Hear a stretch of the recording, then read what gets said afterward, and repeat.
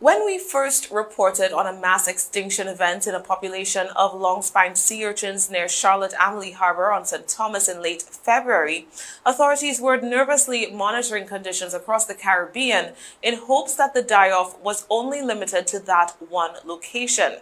Now, having recorded die-offs in Jamica, Antigua, Dominica, Saba, Sint Eustatius, St. Lucia, and St. Vincent, marine experts are terrified that underwater ecosystems could be facing devastation not seen since the last massive die-off in the early 1980s, where over 90% of one particular species, the long-spined sea urchin Diadema antillarium, was wiped out.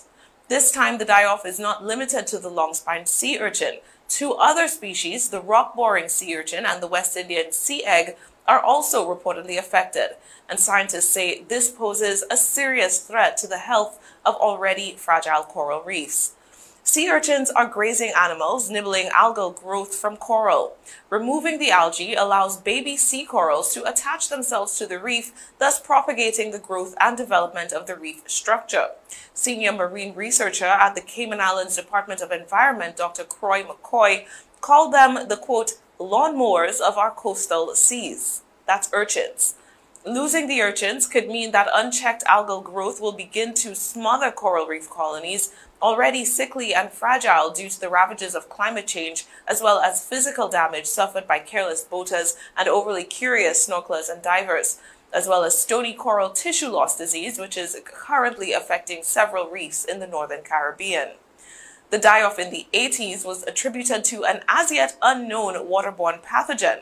The rate at which the current die-off is occurring worries McCoy, who says it resembles the mass extinction event of 40 years ago. Diadema populations in the region have never fully recovered from that die-off, leaving reefs more vulnerable to algae than before. At the time of our February report, a region-wide effort, the Diadema Response Network, had just been formed to monitor the recent sea urchin die-off, try to understand the cause or causes behind it, and take collaborative action to save the region's sea urchin populations. The public is still being asked to report sightings of healthy, sick, or dead urchins, and even to collect samples that could help researchers figure out what is killing Caribbean sea urchins. Reports can be made on the website of the Atlantic and Gulf Rapid Reef Assessment, agrra.org. Requests for training on tissue collection can also be submitted through the same site. Reports and training requests can also be routed through your local Department of Fisheries or Ministries of Agriculture or the Environment.